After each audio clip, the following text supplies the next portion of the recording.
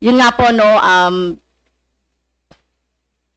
yun pong mga malalaking drug lords katulad ni Michael Yang na sinasabi. Pero hindi nyo po alam na involved sa droga si Michael Yang, Mr. Duterte, Mr. Chair. Mas marunong ako sa iyo, ma'am. Hindi talaga involved yan. Magtanong ka ng pulis ngayon. Gusto Kaya mo, nga. magsama tayo sa NICA.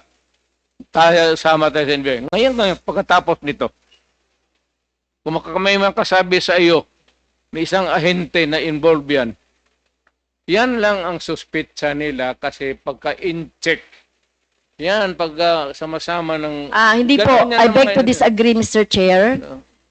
Tayo po nirerespeto po natin ang citizenship.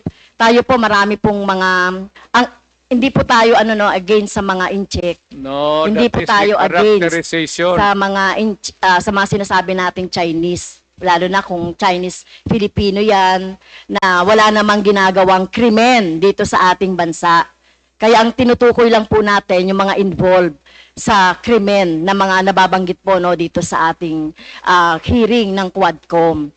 So, sana po nung panahon ninyo po dapat ang ikinulong at kung yung pinapatay instead ng mga mahihirap ay yung mga drug lords. Kaso wala kayong nahuling drug lords sa panahon ninyo. Si Michael Kaya- yung nandito pa.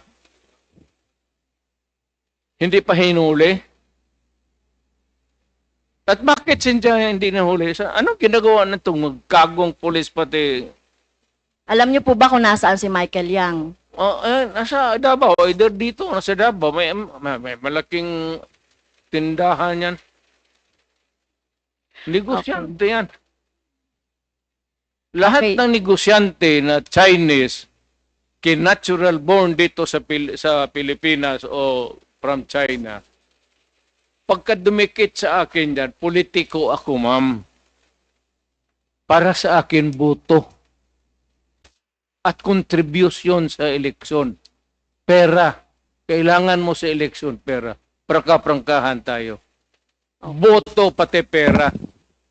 Kung may maglapit sa amin na ganon, at wala namang ebidensya na nagkakalat sa harap mo,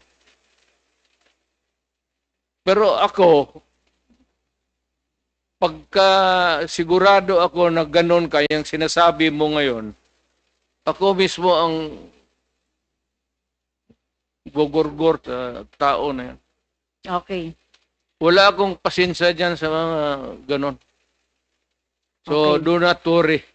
Last question. Last I love my last country question na po, more Mr. than Chair. anybody else in this room. Dahil hindi po ako nasatisfy doon sa sagot ni Mr. Duterte, kaugnay doon sa, kasi gusto nating maturuan yung ating taong bayan, about doon sa, laging inaargumento na lang, self-defense, or whatever, o yung pag-encourage ng mga criminals to fight.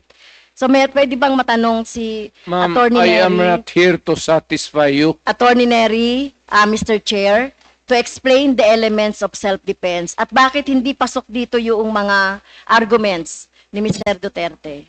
Thank you. Yung- Thank you, Mr. Chair.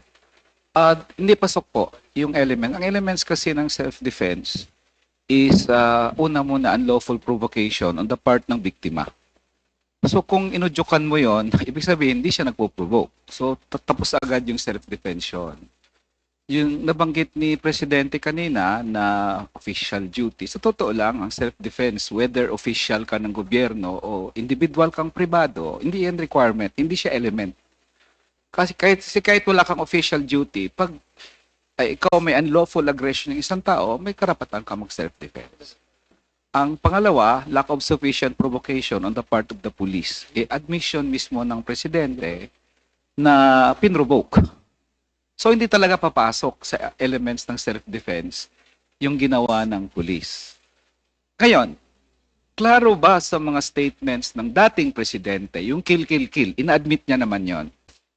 Yung pag-claim ng self-defense, afterthought na yon, tingin ko, Mr. Chair, kasi hindi naman niya binabanggit dati. Pangalawa, alam ng police yung self-defense.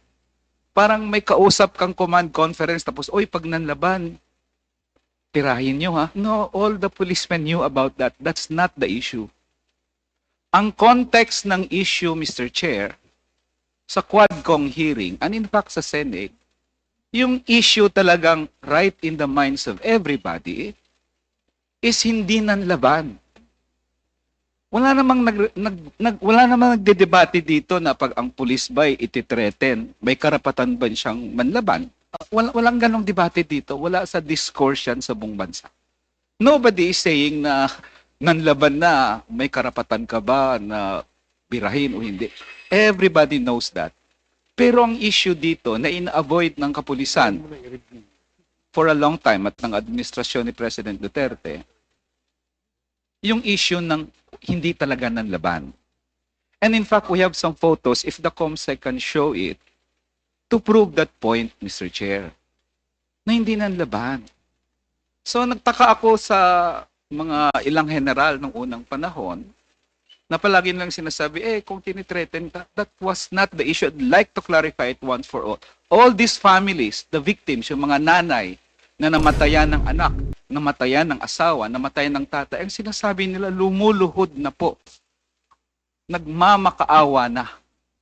So the issue na threat, hindi. Pero very frank naman ang dating presidente kanina, ina-admit niya naman na hindi naman nanlaban, di ba? So may na-admit siya, tinatapon na lang sa dagat. So all these things naman shows na the issue of self-defense is not really an issue here. So the answer of the president as to the elements of the crime of self-defense is not on point, to say the least.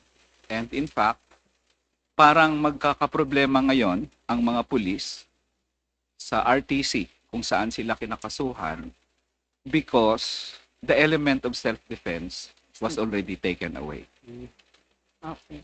Thank you, Mr. Chair. The issue was Thank you, not Mr. raised Chair. by me. I was just responding.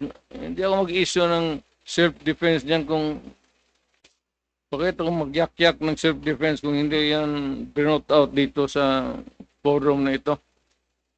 Sige po. Actually, ganito yan. May I be allowed to? Ang issue talaga dyan is yung pulis na pinapatay. At ang pulis kung pumapatay, sa totoo lang, if they are out there to kill for whatever reason, legal or not, itong mga, hindi yan binabaril yan. Hindi yan hinaharap na sa self-defense. Wala yung self-defense. Sige po. Salamat po sa paliwanag ninyo. Gagong pulis ang mag-storya ng self-defense niya. Sige po. Salamat po, Mr. President, sa paliwanag ninyo. That was the last question of Congresswoman Castro. So the next to interpolate